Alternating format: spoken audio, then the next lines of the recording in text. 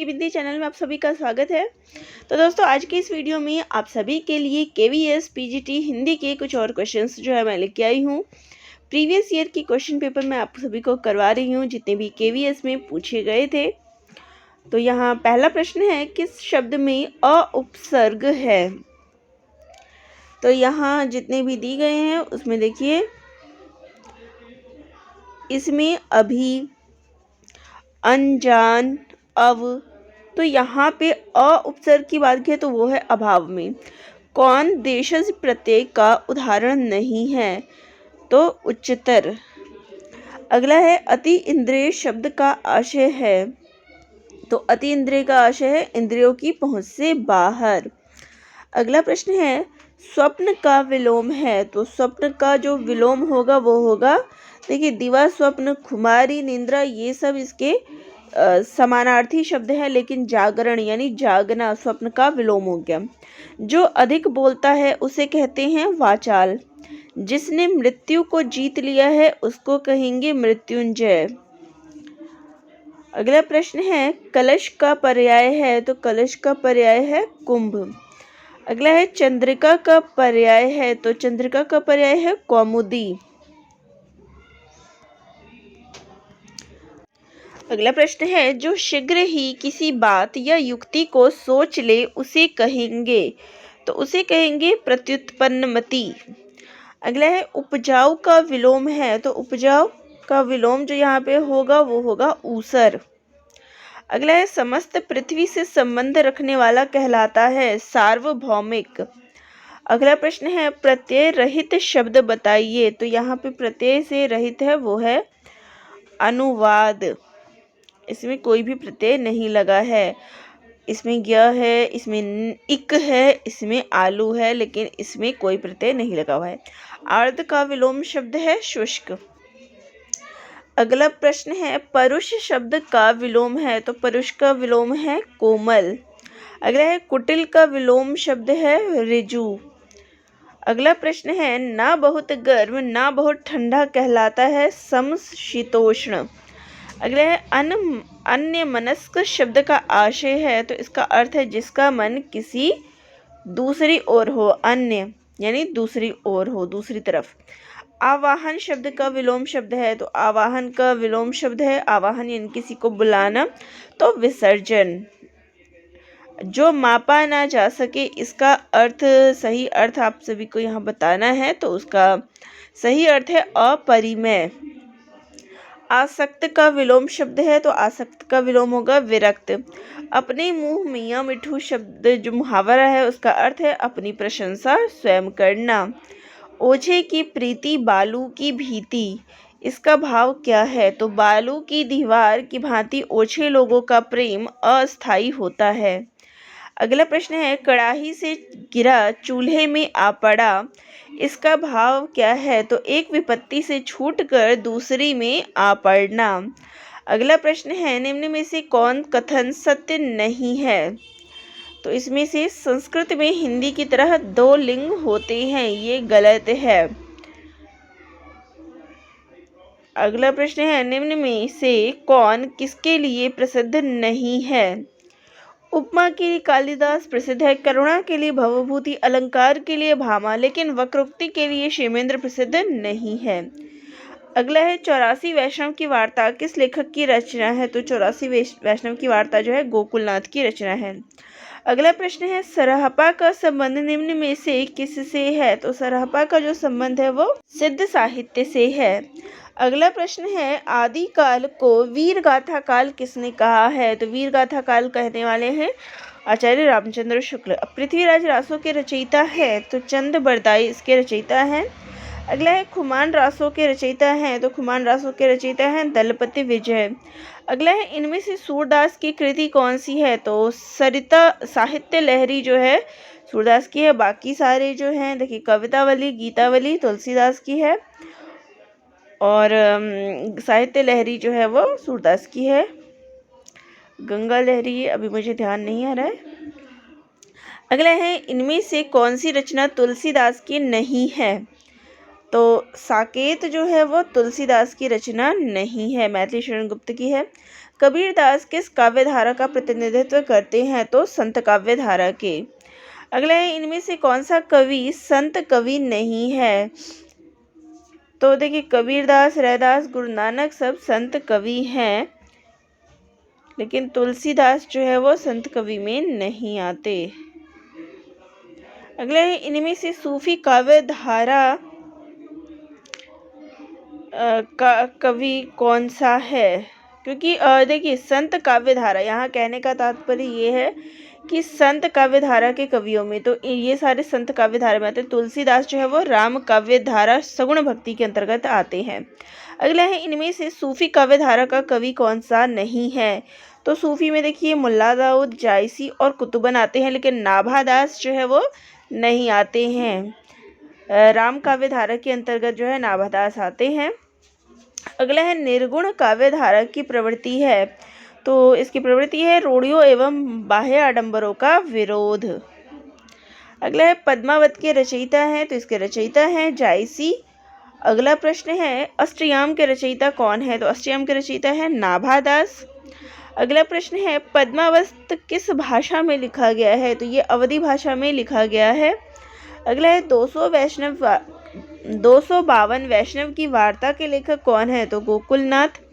नंददास किस काव्य धारा से संबंधित है? तो नंददास कृष्ण काव्य धारा के से संबंध रखते हैं, अष्टछाप के कवि हैं। अगला है, सुरसागर किस भाषा की कृति है? तो सुरसागर ब्रज भाषा की है, सूरदास की रचना है। इनमें से सूर की रचना कौन सी नहीं है? रास पंचाध्यायी जो है वो सूरदास की नहीं है। सुरसागर, सुरसारावली और साहित्य लहरी, ये तीनों सूरदास की रचना है। रास पंचाध्यायी नंददास की रचना है। इनमें से कृष्ण भक्ति कवि कौन सा नहीं है? तो तुलसीदास जो है वो कृष्ण भक्त कवि नहीं बल्कि राम भक्त कवि है। तुलसी की भक्ति भाव का स्वरूप क्या था? तो तुलसी की जो भक्ति भावना थी वह दास्य भाव थी। अगला है, इनमें से कौन सा ग्रंथ तुलसी द्वारा रचित नहीं है? तो रस मंजरी जो है वो तुलसी द्वारा रचित नहीं है, नंददास की है। इनमें से कौन सा महाकाव्य अवधी भाषा में लिखा गया है? तो प्रिय प्रवास, साकेत, रामचंद्रिका, ये सारे ब्रज के हैं और खड़ी बोली के। रामचरितमानस जो है अवधी भाषा का है। कवि प्रिय के रचनाकार का नाम बताइए? तो केशव। तो कवि प्रिय जो है वो केशवदास की रचना है। ये सारे जो हैं, देखिए, प्रिय प्रवास, साकेत और रामचंद्रिका खड़ी बोली के हैं। मैं वहाँ पे अवधी ब्रज बोल गई थी, लेकिन ये खड़ी बोली की रचना है, लेकिन रामचरितमानस अवधी भाषा की है। कवि प्रिय के रचनाकार केशवदास हो गए। जगन्नाथ दास रत्नाकर की कृति कौन सी है? तो उद्धव शतक। शिवराज भूषण के रचयिता कौन है? तो शिवराज भूषण की रचना है। महाकवि भूषण की रचना है, तो छत्रसाल दशक जो है वो भूषण की रचना है। रेणुका, चिदंबरा, दीपशिखा, ये सारे जो हैं अलग अलग, देखिए, रेणुका दिनकर जी की हो गई, चिदंबरा इसी प्रकार से, दीपशिखा महादेवी वर्मा की, तो ऐसे ही हो गए। तो यहाँ पे छत्रसाल दशक भूषण की रचना है।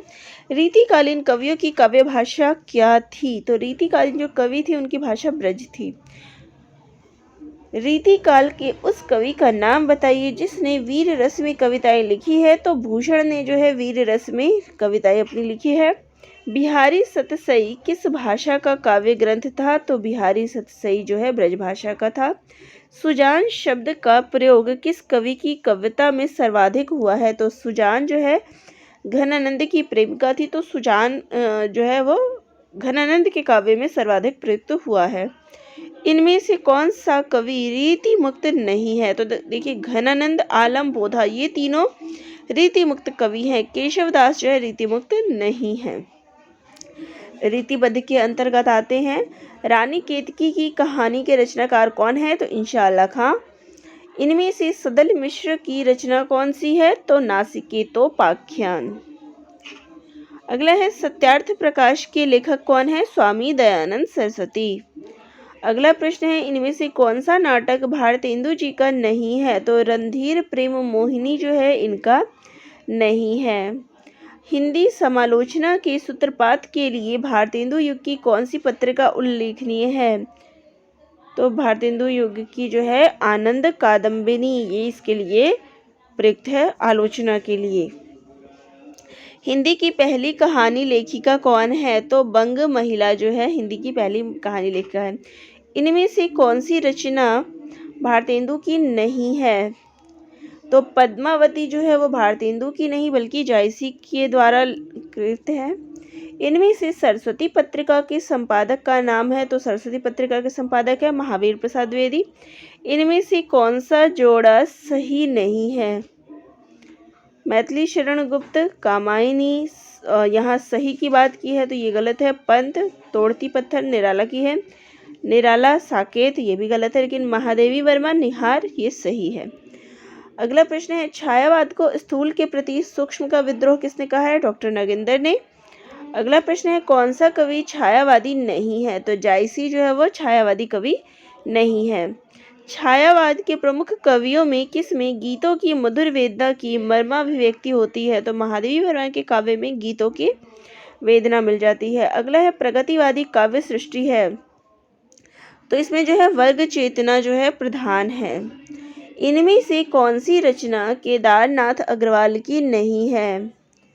युग की गंगा, नींद के बादल, आग का झरना, ये सारे हैं, लेकिन युग धारा जो है वो नागार्जुन की है।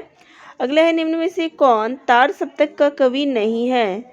तो तार सप्तक में गिरजा कुमार माथुर, मुक्तिबोध और प्रभाकर माचवे आते हैं, शमशेर बहादुर नहीं आते हैं। अगला प्रश्न है, अज्ञेय कौन से वाद के कवि हैं? तो अज्ञेय जो है वो प्रयोगवादी कवि हैं और प्रयोगवाद की शुरुआत करने का श्रेय भी इन्हीं को जाता है। निहार की रचना किसने की है? महादेवी वर्मा ने। इनमें से कौन सा जोड़ा सही है? तो प्रिय प्रवास हरिओद, ये सही है। सांध्य गीत प्रसाद की नहीं है, महादेवी वर्मा की है। आंसू जयशंकर प्रसाद का है। साकेत तुलसीदास का नहीं है, गुप्त जी का है। प्रयोगवाद के प्रवर्तक के अनुसार प्रयोगवादी कवि का मुख्य तथ्य क्या है? तो प्रयोगवाद को जो है क्या कहा गया है? नई राहों का अन्वेषण। ऑप्शन सी जो है इसका उत्तर हो जाएगा। अगला प्रश्न है, गुल की बन्नो कहानी के लेखक है? तो गुल की बन्नो जो है धर्मवीर भारती की कहानी है। अलका जयशंकर प्रसाद के किस नाटक की पात्र है? तो चंद्रगुप्त नाटक की। अगला है, अशोक के फूल निबंध के रचयिता हैं? तो अशोक के फूल हजारी प्रसाद द्विवेदी जी का है। प्रसाद द्वारा रचित इरावती कैसा उपन्यास है? तो इरावती जो है ऐतिहासिक उपन्यास है। इनमें से कौन सा उपन्यास प्रेमचंद जी का नहीं है? तो शेखर एक जीवनी अज्ञेय की रचना है, ना कि प्रेमचंद की। अगला है, इनमें से कौन सी कृति आत्मकथा है? तो अर्ध कथानक जो है बनारसी दास जैन की आत्मकथा है। अगला है, अर्ध कथानक किस विधा की रचना है? तो ये एक आत्मकथा है। हिंदी में रिपोर्ताज का आरंभ किस युग में हुआ था? तो ये प्रसादोत्तर युग या फिर छायावादोत्तर युग हम उसको कह सकते हैं। रिपोर्ताज का प्रारंभ इस युग से हुआ है। हमारी यात्रा की यात्रा वृत्तकार कौन है? तो लोचन प्रसाद पांडे। अगला है, बनारसी दास चतुर्वेदी के रेखा चित्र हैं? तो रेखा चित्र और सेतुबंध ये दोनों बनारसी दास चतुर्वेदी के रेखा चित्र हैं। अमिट रेखाएं की संस्मरण रेखा चित्रकार हैं? तो सत्यवती मलिक जो है इसके चित्रकार हैं। अगला है, गणेश शंकर विद्यार्थी रचित गांधी की जीवनी है? तो गणेश शंकर विद्यार्थी ने लिखा है श्री गांधी। अगला है, अनुभावों के कितने भेद होते हैं? तो अनुभावों के 2 भेद होते हैं।